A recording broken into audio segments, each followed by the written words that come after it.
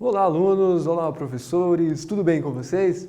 Eu sou o professor Gilvando e sejam bem-vindos a mais uma aula de Educação Física.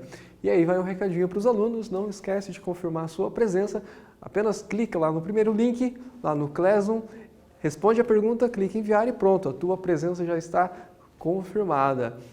Como sempre, começamos nossa aula com a retomada da aula anterior. Então, na aula passada, a gente viu um pouquinho sobre dois esportes que são esportes de aventura, BMX, né, e o ciclismo de mountain bike. E nós vamos fazer uma retomada e na sequência a gente retoma, né, após essa retomada a gente dá continuidade com um novo conteúdo que nós vamos falar na nossa aula. Então vamos lá. Resumo da aula passada, BMX e mountain bike. Começamos pelo BMX, vimos na sua origem que aconteceu lá nos Estados Unidos, na década de 60, na década de 70, aproximadamente por volta desses anos. Jovens fãs do motocross, ao observar esse esporte, eles tiveram a ideia de levar esse esporte de maneira a imitá-lo, mas com uma bicicleta. E aí surge aí, então, dessa maneira, uma modalidade chamada de BMX. E nós vamos ver aqui na sequência que tivemos a partir daí dos anos de 1980, 81, 82, as primeiras competições que também aconteceram nos Estados Unidos. E aí, em 1993, a UCI começou a regulamentar o esporte, até que em 2008, né, em Pequim, esse esporte ele iniciou a sua jornada aí enquanto esporte olímpico. Vimos também sobre a bike, as suas características, e aí falamos sobre as modalidades do BMX. Se divide ali em racing e o freestyle. Aí o racing e aí o freestyle se divide em algumas modalidades específicas, como por exemplo o Gigi Jump, o Vert, o Street, Park e o Flatland. E sobre o mountain bike, também estudamos sobre a sua origem, né, que aconteceu ali na década de 70, da mesma maneira que o BMX, né, alguns americanos começaram a explorar novas maneiras de fazer a prática do ciclismo, só que não no asfalto, mas na terra. E aí, com o passar do tempo, em 1990, tivemos o primeiro campeonato mundial, também regulamentado pela UCI, e em 1996 começou a fazer parte dos Jogos Olímpicos em Atlanta, nos Estados Unidos. Vimos também sobre a bike, quais são as características específicas de uma bicicleta de mountain bike. E aí vimos, por fim, as modalidades, que são elas 6 principais modalidades do mountain bike, que são elas o cross country, o downhill, o dual slalom, o clip trail e por fim, o uphill e por fim, sim, agora o cicloturismo. E hoje nós vamos falar sobre a orientação, também conhecida como corrida de orientação, tá? Para começar essa aula, nós vamos fazer aí uma nossa avaliação diagnóstica, entender um pouquinho o que você já sabe. Você vai colocar tudo o que você sabe sobre a orientação. Se você já estudou, se você já teve na sua escola, vamos relembrar um pouquinho e aí durante a aula nós vamos responder essas perguntas. Mas antes, você vai copiar elas no seu caderno, já vai respondê-las aquelas que você já sabe. As que você não souber, você deixa anotado no seu caderno e durante a aula você responde conforme eu for apresentando para vocês as respostas durante a aula. Então as perguntas são as seguintes. Você vai tentar responder ou vai deixar em branco para responder durante a aula as seguintes perguntas. Você já ouviu falar sobre o esporte orientação? Você conhece alguma técnica de orientação? Cite quais. Você já se perdeu em algum lugar? Em algum local? Como você fez para se achar, para se encontrar novamente? Você deve conhecer o mapa, certo? Quais são as partes que compõem o mapa? Você lembra quais são elas? Então, anote aí e a gente já volta dando continuidade nessa aula e respondendo essas perguntas que você vai anotar aí no seu caderno.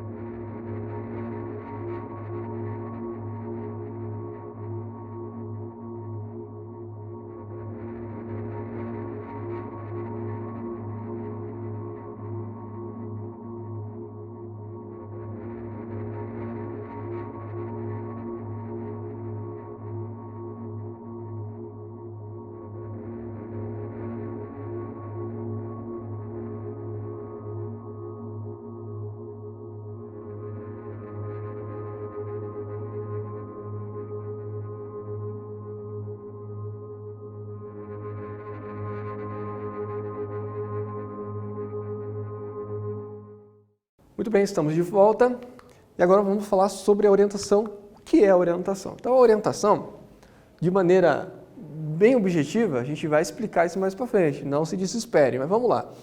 Orientação é um desporto individual ou em duplas, que tem como objetivo percorrer uma determinada distância em terreno variado e desconhecido, obrigando os atletas a passar por determinados pontos do terreno, chamados de postos de controle, e descritos no mapa distribuído a cada um dos participantes. Os percursos, eles são de extrema variedade e as características do terreno podem ser diversas, contendo areia, florestas mais ou menos densas, relevos mais ou menos acidentados e etc. Tá? Entendeu o que é orientação? Não entendeu? Não tem problema, a gente vai explicar com mais calma, né, a seguir. Então, para a gente entender melhor, vamos observar esses dois atletas competindo. Então, quais são as primeiras características que a gente pode observar vendo essa imagem de dois atletas de orientação? Então, a primeira característica que pelo menos eu consigo observar aqui é o local onde eles estão. Então, eles não estão numa pista, ou no asfalto, ou na rua, ou na cidade. Eles estão em meio, né, a uma região com muito verde, mata, florestas. Então, a primeira característica desse esporte é que acontece em regiões afastadas, geralmente com muitas florestas, matas, rios, montanhas. Isso é uma das principais características desse esporte. Podemos ver também que eles carregam algumas coisas ali junto com eles, né? Podemos observar que esse rapaz aqui de vermelho segura um mapa, né? Então eles carregam um mapa para se orientar nesse terreno, e aí já começamos a entender um pouquinho melhor esse esporte. E aqui também, na atleta aqui da frente, de verde, podemos observar que ela tem uma bússola pendurada ali no seu pescoço, tá? Então, são duas aí das características dessas modalidades. O que eles carregam e o local por onde eles vão percorrer esse percurso, certo? Muito bem. Vamos falar agora sobre a origem, como surgiu essa modalidade. E depois a gente dá continuidade explicando melhor como que pratica a orientação. Então a pergunta é a seguinte: aonde que surgiu o esporte de orientação? Você sabe onde surgiu? Surgiu no Brasil? Surgiu na Europa? Sim, surgiu na Europa, especificamente num país. Então, a Suécia é o país onde a orientação ela foi inventada. Então, nesse ano aqui de 1918, aconteceu uma seguinte situação. Um homem que ele era matemático, mas também ele praticava corrida. Então, ele era um corredor e era um matemático. Ele dizia que apenas correr era perca de tempo, porque você não exercitava a mente, né? Hoje a gente sabe que isso não é bem verdade, mas naquele tempo, para que ele pudesse aproveitar melhor o tempo de corrida, ele corria fazendo alguns cálculos, ele corria fazendo contas, cálculos matemáticos, para que ele pudesse praticar atividade física e ele pudesse aproveitar melhor esse tempo que ele considerava que era um tempo perdido.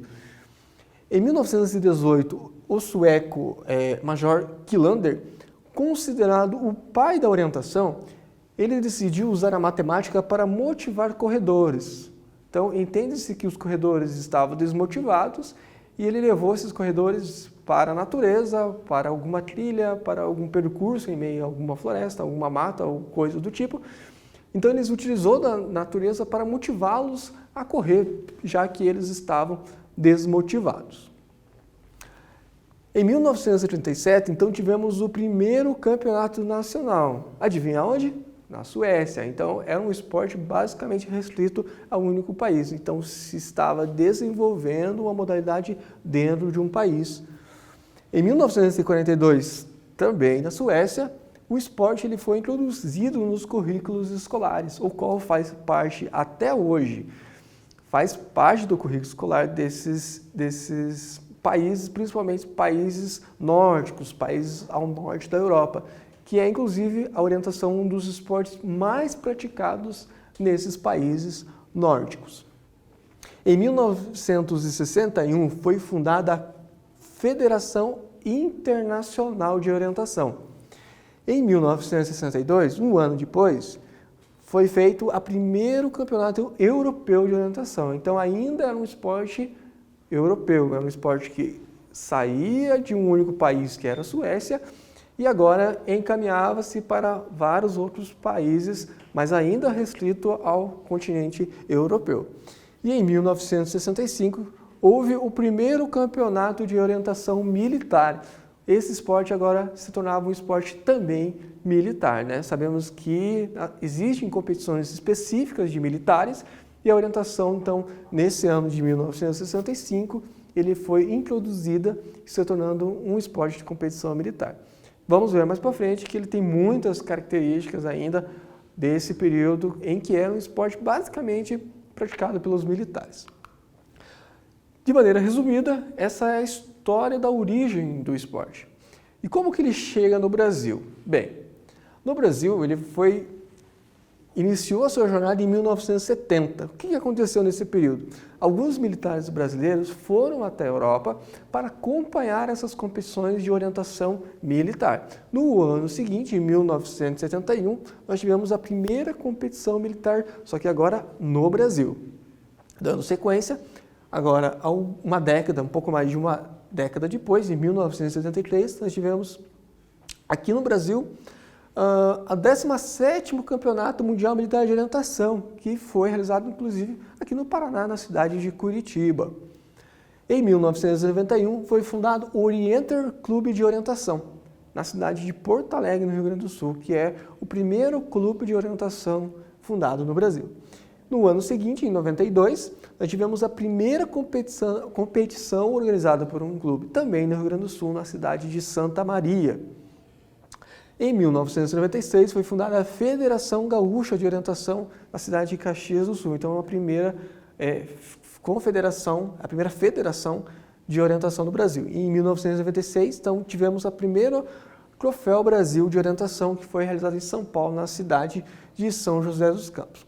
Em 99 foi fundada a Confederação Brasileira de Orientação, conhecida como a CBO. Então, a gente vê que foi só em 99, então é recente, né, a criação de uma federação e da confederação. O que a gente torna o esporte, enquanto competição, enquanto oficialização desse esporte, um esporte muito novo e recente, pelo menos no Brasil. Em 1999 tivemos a primeira prova oficial realizada pela CBO, que é a Confederação Brasileira de Orientação, que regulamenta todo o esporte aqui no Brasil. Então, de maneira bastante breve e resumida, essa é a história de como surgiu a orientação lá na Europa, na Suécia, e como o esporte chegou no Brasil e se desenvolveu no território brasileiro. E agora a gente vai entender melhor esse esporte. Então vamos começar pela seguinte questão: como ele é praticado? Como que se pratica a orientação? E essa muitas vezes é uma dúvida quando a gente fala de orientação. Como praticá-lo? Bem, imagine um percurso em alguma fazenda, em alguma região em meio à natureza, com vários obstáculos naturais, como montanha, um rio, uma floresta mais densa, uma floresta menos densa, um capim rasteiro, enfim. Você está nessa região e você precisa percorrer um determinado percurso. Mas esse percurso, diferente de uma corrida de rua, em que tem cones e pessoas dizendo qual é o caminho a seguir, na corrida de orientação, conhecido como corrida de orientação, o esporte de orientação, não existe esse percurso já pré-definido ou pré-determinado. Você tem alguns pontos chamados de pontos de controle, onde a passagem ela é obrigatória, porém o percurso a ser seguido é você, o praticante, que vai definir. Bem, se você pode escolher o percurso, você pode ir pelo percurso melhor ou pelo percurso mais difícil. Mas você nunca esteve naquela região e como que você vai saber qual é o percurso correto, qual é a direção correta a seguir? Bem, e aí entra a utilização do mapa e da bússola que a gente vai ver mais para frente. Então, são somente esses dois itens utilizados. Tá? Não pode levar GPS nem um item tecnológico avançado de última tecnologia. Somente o mapa e a bússola. E que requer o quê? Requer o conhecimento técnico para esses atletas? O conhecimento de como fazer a leitura de um mapa, compreender cada legenda, cada símbolo, cada representação, o que cada cor representa nesse mapa. Porque senão ele pode ir para uma direção que não é a melhor direção, ou ele pode simplesmente se perder durante a competição. Vence quem? Quem fizer isso no menor tempo possível. Então vamos aqui para uma explicação um pouco mais prática. Temos aqui a simulação de uma pista de orientação. Agora, convenhamos que isso aqui está muito próximo, né? Isso aqui representa. Na prática, isso é muito maior, as distâncias são muito maiores. Mas, para exemplo, para entender melhor, isso aqui serve. Bem, imagine que você está aqui, é o ponto de partida, é onde todos os atletas vão iniciar, porém, um de cada vez, né? Não saem todos ao mesmo tempo, porque senão eu poderia apenas seguir um dos atletas. Eu vou precisar passar por todos esses pontos. Ponto 1, o ponto 2, o ponto 3, o 4, até chegar aqui no ponto 10. Nesse caso, são 10 pontos que eu preciso passar. E chegar até o ponto final, que é o ponto de chegada, né? Que poderia, inclusive, ser no mesmo ponto de partida. Mas nesse caso aqui não, é um ponto diferente, o qual você não sabe aonde que é esse local. Como você também não sabe, em nenhum desses pontos, qual é a localização exata. E você vai ter que fazer o quê? Ir até o ponto 1, achar o ponto 1. Ir até o ponto 2, achar esse ponto 2. Dessa maneira, indo ponto a ponto, apenas utilizando um mapa e uma bússola. O que é necessário para praticar a corrida de orientação? Então, é um esporte, todo esporte tem alguns equipamentos que são de itens obrigatórios. Para a corrida de orientação, os itens obrigatórios são o mapa, que a organização do evento concede a cada participante alguns minutos antes de iniciar a prova, a bússola, o ponto de controle, que é por onde eles vão ter que passar, o picotador, que a gente já vai falar mais para frente, o cartão de controle, é onde ele vai anotar e comprovar a sua passagem, e um vestuário específico, afinal eles estão em um ambiente com vários elementos que pode inclusive machucá-los. Se ele passa por uma região de mata muito densa, a própria vegetação pode de alguma maneira machucar esse atleta. Então precisa de um vestuário específico. Tá? Primeira coisa que para praticar a orientação é entender o mapa. Entender qual é a concepção de um mapa. O que é um mapa? Bom, o mapa basicamente é a vista de algum local representativo e que é visto de maneira bidimensional, né? Vista de cima para baixo. Se ela fosse tridimensional, seria uma maquete, né? Uma maquete é uma representação em 3D. No caso, mapas são apenas 2 dimensões, então ele é em 2D. Um exemplo de mapa é aquele mapa que a gente pode imprimir no celular ou no computador, né? No exemplo aqui, o Google Maps é um tipo de mapa. Então, a gente tem uma representação de uma região de maneira escalonada, você tem uma escala que representa uma determinada região, uma determinada distância, cores que representam um tipo de vegetação ou algo parecido. O azul, né, sempre é água, o verde é sempre uma região de florestas, né, e a região branca, no caso do Google Maps, representa regiões que não tem tanta vegetação assim, né?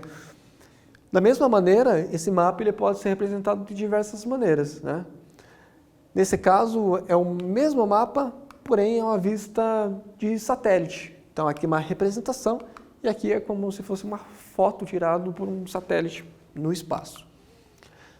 Isso aqui é uma planta de uma casa. A planta de uma casa também é um mapa. Por quê? Eu disse que o mapa ele é uma representação em 2 dimensões. Uma maquete de uma casa seria uma representação em 3 dimensões. Então, já seria uma maquete e não um mapa. O mapa ele tem 2 dimensões, então a gente consegue ver a casa de cima para baixo, como se a gente pudesse tirar uma foto de cima para baixo e criar ali cores, legendas que representem cada espaço e a gente consiga entendê-lo. Então, isso aqui também seria um mapa. E aí, a proposta é justamente isso. Você vai ter uma tarefa agora que é confeccionar o mapa da sua casa. Você vai fazer uma planta da sua casa.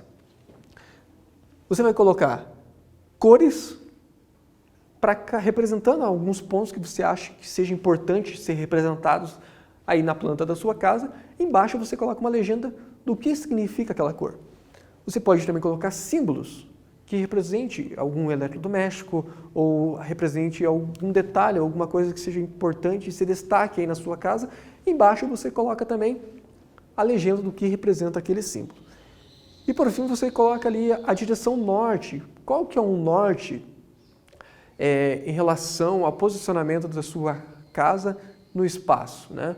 E aí, se você não sabe qual é o norte, tem aquela regrinha muito fácil e simples que a gente aprende nas aulas de geografia, né? Você pode olhar qual é a direção que o Sol sempre nasce e você direciona o seu braço direito para essa região. O braço esquerdo é o oeste, braço direito é leste e a sua frente é o norte. Obviamente, atrás de você é sul. Se você souber aonde que o Sol nasce, você consegue saber onde que é o norte e aí você vai colocar uma flecha aí no seu mapa, direcionando esse mapa para o norte. Isso vai facilitar bastante o entendedor, quando observar esse mapa, saber as principais referências e aonde estão os pontos a ser achados. Você vai fazer isso aí, vai guardar esse mapa e a gente vai utilizar no final dessa aula, tá? Então você vai ter um tempo para confeccionar esse mapa e depois a gente volta dando continuidade ao tema hoje sobre orientação.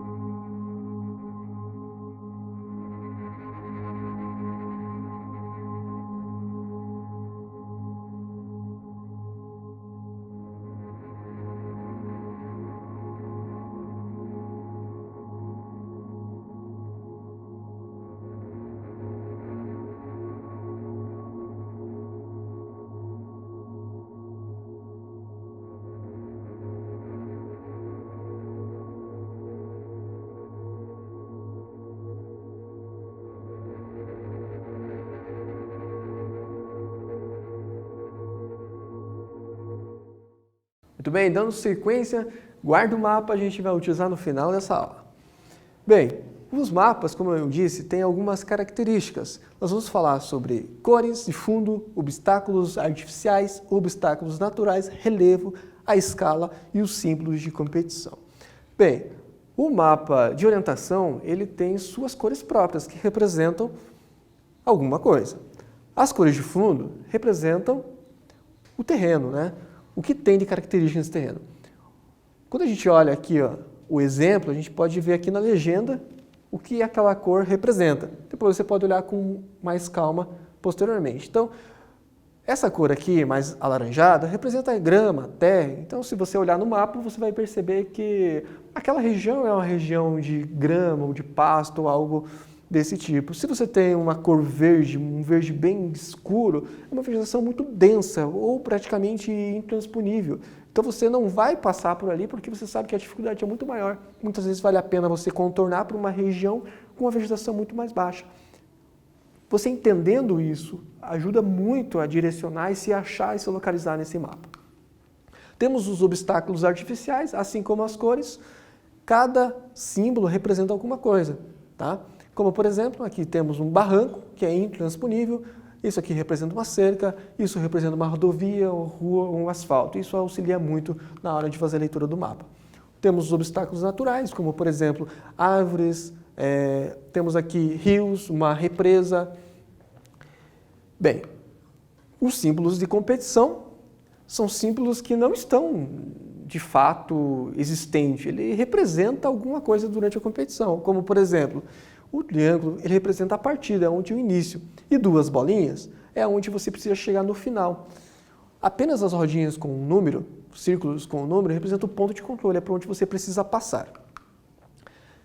Temos aqui os símbolos, né, especificações tradicionais para o mapa de orientação, que tem todas as especificações, o orientista, que é o praticante de orientação, precisa conhecer isso, praticamente decorar todos eles. E aqui um exemplo, né, de como que ficaria isso na prática, né, as cores junto com os símbolos de competição. E aqui é um mapa oficial de orientação, tá? Depois você pode verificar melhor com detalhe as características de cada mapa. E aqui um outro mapa, né? Esse aqui é o mapa da pista de orientação Heróis da Lapa, na cidade de Lapa, aqui no Paraná. Isso aqui, ele representa o cartão descritivo, é onde a gente vai achar cada ponto, sendo que aqui é o número do ponto 1, onde a gente vai ter que passar, o número do prisma, o ponto está numa árvore, isso aqui representa uma árvore. Então ele sabe que quando ele chegar nessa localização, o prisma vai estar numa árvore. Um segundo exemplo ali, ó, ponto 5, prisma 38, está em uma construção no lado leste. E aqui os símbolos do cartão descritivo, que é uma outra simbologia que o orientista também precisa saber, né? Praticamente decorado tudo isso. Vamos para a nossa terceira atividade. É uma pergunta. Sobre a orientação, é incorreto afirmar que A. Surgiu na Inglaterra sendo um dos esportes mais praticados nos países nórdicos? B. Tem como objetivo percorrer uma determinada distância em terreno variado e desconhecido, passando por pontos de controle? C. Praticar a orientação é necessário um mapa, bússola e ponto de controle, cartão controle e vestuário específico. D. Os mapas de orientação possuem características como cores de fundo, obstáculos artificiais, obstáculos naturais, relevo, escala e símbolos de competição. Então você vai achar a incorreta, a gente já volta.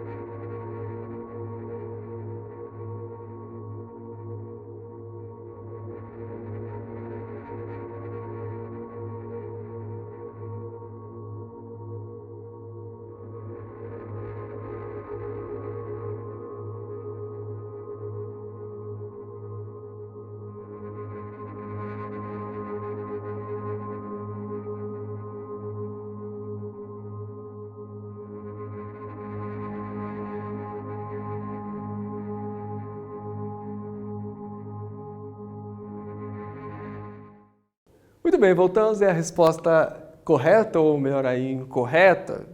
Aqui, ó, surgiu na Inglaterra sendo um dos países mais praticados pelos países nórdicos. Não saiu na Inglaterra, né? A gente falou várias vezes, surgiu na Suécia, que também é um país nórdico. Bem, precisa também entender a bússola, saber como que ela funciona. Basicamente, a bússola tem uma agulha magnética que aponta para o norte magnético da Terra. Nós temos aqui todos os graus, né, nesse limbo giratório que vai marcar os azimutes, ou seja, são 360 graus, 360 azimute. Temos aqui uma reguinha para auxiliar na escala. Quando tem lá no mapa a escala, a gente usa a régua para medir e ter uma noção da distância de um ponto para outro. O ponto de controle é basicamente isso aqui, ó. É um prisma. O prisma é uma figura geométrica, então nesse caso o prisma é representado na orientação. O competidor, quando ele achar esse ponto, esse é o ponto de controle, ele vai ter que achar, ele vai estar em algum lugar lá no campo de competição. Quando ele chega, nesse caso aqui nós temos o prisma número 49 e aqui o 87, o que ele vai ter que fazer? Ele vai ter um cartão, que é o cartão de comprovação, onde ele vai comprovar quando ele chegar no final do percurso que ele passou por todos os pontos. Afinal, não tem ninguém, um árbitro ali acompanhando se de fato você chegou ou não chegou. E o que ele vai fazer? Antigamente se utilizava o picotador. O picotador ele é como se fosse um grampeador que fazia um furo nessa folha, mas com uma sequência de furos um diferente do outro. Então não tinha como ele chegar lá e grampear tudo numa vez só e dizer que ele passou por todos os pontos, porque cada ponto tinha uma codificação de furos diferente.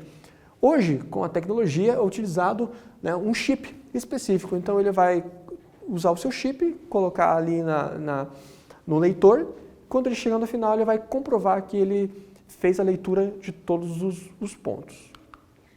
E como se orientar? Então a gente vai falar um pouquinho de como a pessoa se orienta na orientação. Para caminhar ou correr, repita-se sempre as 3 perguntas. A primeira coisa, aonde você está? Onde eu estou? Depois, para onde eu vou? E aí, por fim, por onde eu vou? Porque muitas vezes na corrida, quando a gente fala de competição, de ser o mais rápido, a gente pega o mapa e já quer sair correndo. Só que se a gente for pelo caminho errado, o que vai acontecer? A gente vai perder muito mais tempo, vai demorar muito mais e isso não vai ajudar. Então a primeira coisa é descobrir ali no mapa aonde você está, depois descobrir para onde você quer ir e aí sim a terceira etapa é correr, né, naquela direção correta dessa vez. Nossa terceira atividade aí é um desafio. Você vai escolher um objeto da sua casa, você vai esconder esse objeto em alguma parte da sua casa e vai marcar um X no seu mapa. E aí você vai convidar alguém aí para achar esse objeto. Essa pessoa não sabe onde esse objeto está, mas ela vai ter um mapa. E somente com esse mapa ela vai tentar procurar esse objeto e depois vocês podem inverter a função. Essa pessoa esconde e depois você procura. Certo? Então, um tempo para você fazer essa atividade. Chama alguém aí para participar com você e a gente já volta no final, encerrando mais uma aula, hoje falando sobre orientação. Então, chama alguém aí da sua casa e vamos fazer essa atividade agora prática, beleza? Vai lá e a gente já volta.